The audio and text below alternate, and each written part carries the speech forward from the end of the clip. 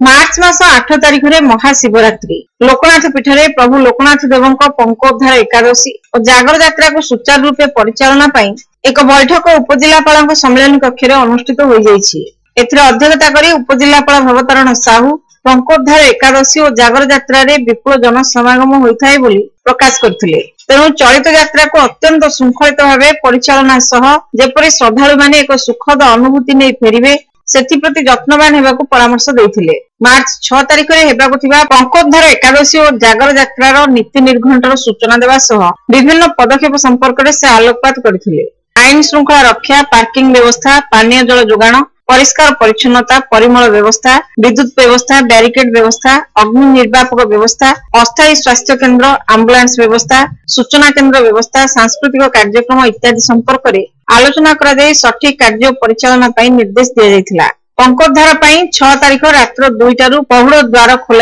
रात्र 3टारू मंगल आरती अवकाश इत्यादि शेष होई रात्र 4टारू सकाळ 6 घटिका मध्य सकाळ धूप, सकाळ 6टारू 7टा मध्य मध्याह्न धूप, 7टारू 8टा मध्य एकादशी दर्शन, 8टारू दिवा 12 घटिका मध्य पंकोद्धार कार्यक्रम माघ स्नान, दिवा 12 घटिकारू रात्र 9 घटिका मध्य सर्वसाधारण दर्शन और रात्र 9 घटिकारू रात्र 11टा मध्य धूप और अन्यान्य नीति एवं बड़सिंहार बेश अनुष्ठित होबार कार्यक्रम स्थिरीकृत होइछि। सेहिपरि 8 तारिख रे रात्र 12:30 रु पहुड़ और द्वार खोला, रात्र 1टारू 4टा मध्य मंगल आरती अवकाश, सूर्य पूजा, भोर 4टारू रात्र 10टा पर्यंत सर्वसाधारण दर्शन, रात्र 10टारू रात्र 2टा पर्यंत विभिन्न नीति, रात्र 3 घटिकारू हरिहर पूजा, भोग संपन्न, बड़सिंहार बेश और महादीप उठिबार कार्यक्रम रहिछि बोली श्री साहू सूचना देथिले। ए बैठक में विभिन्न विभाग अधिकारी, सेवायत निजोग, पंकोद्धार एकादशी पालिया सेवायत प्रमुख उपस्थित थिले। शेष धन्यवाद अर्पण करथिले सदर तहसीलदार अभिषेक दास। पवित्र पंकोद्धार एकादशी और जागर यात्रा जहाँकि मार्च 6 तारिख और 8 तारिख पड़ुछि कि भल भाव पालन करा जिवो एवं समस्त जो भक्त मैंने भल भाव दर्शन करेंगे से प्रस्तुत बैठक करा